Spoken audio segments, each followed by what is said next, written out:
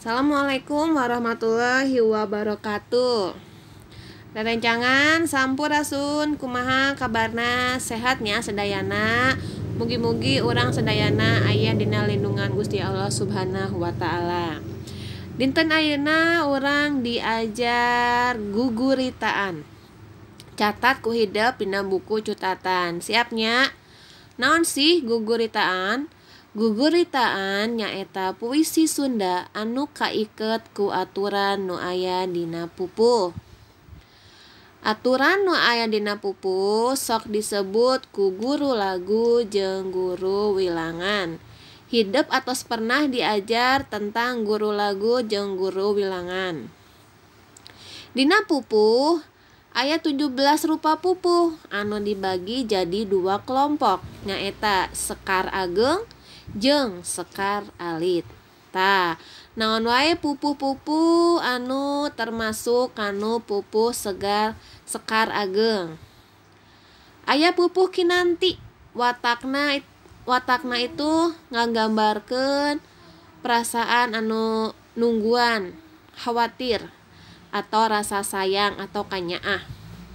Guru lagu jeung guru wilanganna nyaeta 8U, 8I, 8A, 8I, 8A jeung 8I. Nya eta ciri-ciri pupuh kinanti. Aya deui pupuh sinom, watakna eta ngagambarkeun rasa gumbira jeung rasa kadeudeuh.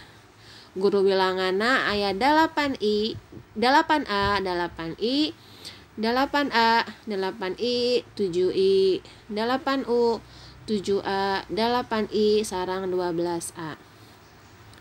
Nu katilu aya pupuh asmarandana. Watak tina pupuh ieu teh ngagambarkeun rasa cinta kasih, kasih sayang. Tanya guru lagu jeung guru wilanganna aya di handap tos ku teacher jelaskeun.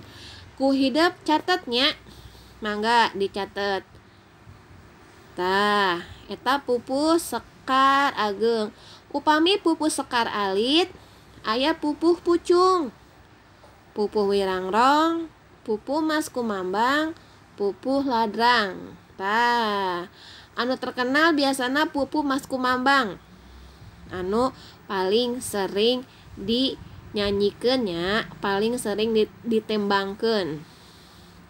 Aya deui pupuh balakbak, magatru, pupuh lambang, juru demung, jeung pupuh gurisa. Teras aya pupuh gambuh, pupuh mijil, pupuh pangkur, jeung pupuh durma. Eta pupuh-pupuh anu aya dina sastra Sunda. Mangga ku hidep catet heula dina buku catatan, minggon enjing urang diajar ulangannya. Apalkeun anu aya dina buku catatan.